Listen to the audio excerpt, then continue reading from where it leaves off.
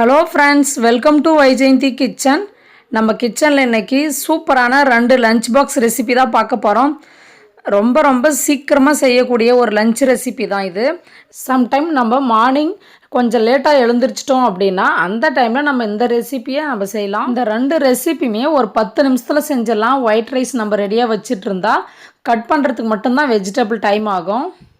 தக்காளி சாதம், vegetable fried rice, இது 2 தான் இன்றைக்கி செஞ்சு காட்ட போகிறேன். இந்த ரெசிபியை பார்க்குறதுக்கு முன்னாடி ஒரு சின்ன ரெக்வஸ்ட் ஃப்ரெண்ட்ஸ், நம்மளோட சேனலை இப்போ தான் ஃபஸ்ட் டைம் பார்க்குறீங்கன்னா சப்ஸ்கிரைப் பண்ணிக்கோங்க. சப்ஸ்கிரைப் பண்ணிவிட்டு பக்கத்தில் இருக்கிற பெல் சிம்பிளையும் ப்ரெஸ் பண்ணி விட்டுருங்க. அப்போ தான் நான் போடுற நோட்டிஃபிகேஷன் உங்களுக்கு வரும். வாங்க இப்போ எப்படி செய்கிறதுன்னு பார்க்கலாம். ஃபஸ்ட்டு வந்து தக்காளி சாதம் ரெடி பண்ணிக்கலாம். அதுக்கு 2 டேபிள் ஸ்பூன் எண்ணெய் விட்டுருங்க. எண்ணெய் விட்டுட்டு கடுகு சேர்த்துக்கோங்க. கடுகு, சீரகம், 2 காஞ்ச மிளகாய், கூடவே நல்லா தட்டி வச்ச பூண்டு ஒரு 4 to 5 பல் பூண்டு இருக்கும். லைட்டாக வதக்கிக்கோங்க. வெங்காயம் சேர்க்குறதா இருந்தால் சேர்த்துக்கோங்க. நான் வந்து இதில் ஆட் பண்ணல. இதில் வெங்காயம் இல்லைன்னா கூட அவ்வளோ டேஸ்ட்டாக இருக்கும், அதனால் நான் சேர்க்கவே கிடையாது. அடுத்து தக்காளி, ஒரு பெரிய தக்காளி 3 தக்காளி எடுத்துருக்கிறேன். நல்லா பழுத்த தக்காளியே எடுத்துக்கோங்க. அப்போ தான் நல்லா தக்காளி சாதம் நல்லா கலராகவும் வரும், டேஸ்ட்டாகவும் இருக்கும். கூடவே ஃப்ரெஷ்ஷான கருவேப்பிலை, பச்சை பட்டாணி இருந்தால் சேர்த்துக்கோங்க. அப்படி இல்லைன்னா காஞ்ச பட்டாணி கூட சேர்த்துக்கலாம் நீங்கள் ஊற வச்சுட்டு. இதுக்கு தேவையான அளவு உப்பு சேர்த்துட்டு நல்லா மிக்ஸ் பண்ணி விட்டுருங்க. இப்போ தக்காளி வந்து நமக்கு நல்லா வதங்கணும். வதங்கின பின்னாடி கொஞ்சமாக மிளகாய் பொடி சேர்த்துக்கலாம். நல்லா எண்ணெய் பிரிஞ்சு வர அளவுக்கு நம்ம வதக்கிக்கலாம். மூடி வச்சு வதக்கிக்கோங்க, சீக்கிரமாக வதங்கிடும். இடையில் மூடி எடுத்துகிட்டு இது போல் மிக்ஸ் பண்ணி விட்டுருங்க, இல்லைனா அடி பிடிச்சிரும்.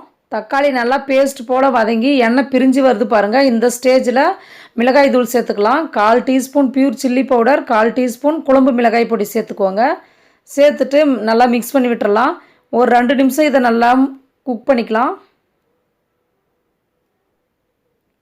கூடவே இதுக்கு தொட்டுக்கிறதுக்கு வந்து வெண்டைக்காய் பொரியல் ரெடி ஆகிட்டுருக்கு. அவ்வளோதான், 2 நிமிஷம் நம்ம மிளகாய் பொடியெல்லாம் சேர்த்துட்டு நல்லா வதக்கிட்டோம்.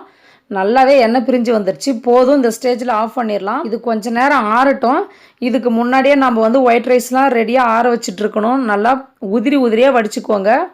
பாருங்கள், இந்த அளவுக்கு உதிரியே இருந்தால் தான் தக்காளி சாதம் நல்லா வறுக்கக்குள்ளே நமக்கு நல்லா குலையாமல் இருக்கும். இப்போ சாதத்தை எடுத்து அதில் சேர்த்துக்கலாம். சேர்த்துட்டு லைட்டாக மிக்ஸ் பண்ணி கொடுங்க.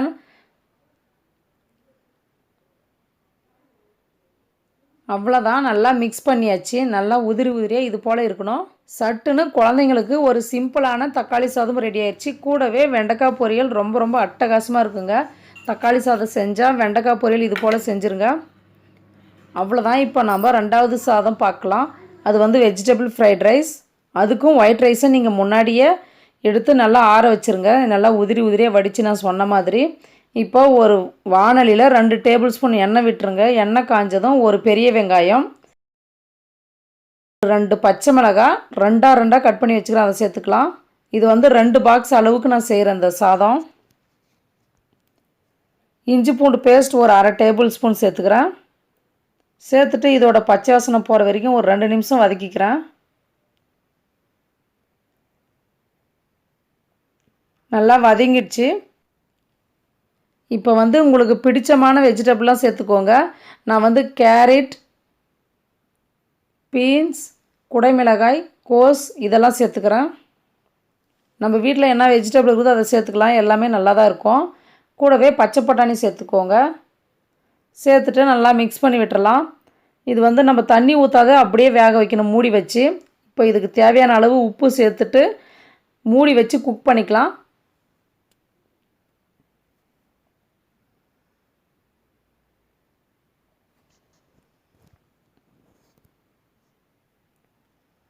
வெஜிடபிள்லாம் ஓரளவுக்கு நல்லா குக் ஆகிடுச்சுங்க. ஒரு 70% நல்லா குக் ஆகிடுச்சு. இப்போ மசாலா பொடி சேர்த்துக்கலாம். ஒரு 1/4 டீஸ்பூன் பியூர் சில்லி பவுடர் சேர்த்துக்கிறேன். 1 to 1.5 டேபிள் ஸ்பூன் மிளகு பொடி சேர்த்துருக்குறேன். மிளகு பொடி வந்து உங்கள் காரத்துக்கு ஏற்ற மாதிரி சேர்த்துக்கோங்க. இதுக்கு வந்து சாஸ்லாம் நமக்கு எதுக்கும் தேவையில்லை, ஏன்னா குழந்தைங்க சாப்பிட போகிறாங்க. நம்ம சிம்பிளாக இது போல் செஞ்சு கொடுத்தாவே போதும். நல்லா இப்போது ஒரு வாட்டி மிக்ஸ் பண்ணிவிட்டு ஒயிட் ரைஸ் சேர்த்துக்கலாம். இப்போ ஒயிட் ரைஸ் சேர்த்துட்டு நல்லா குழையாமல் நல்லா கிளறி கொடுங்க. அப்போ தான் நமக்கு ரைஸ் வந்து நல்லா உடையாமல் இருக்கும்.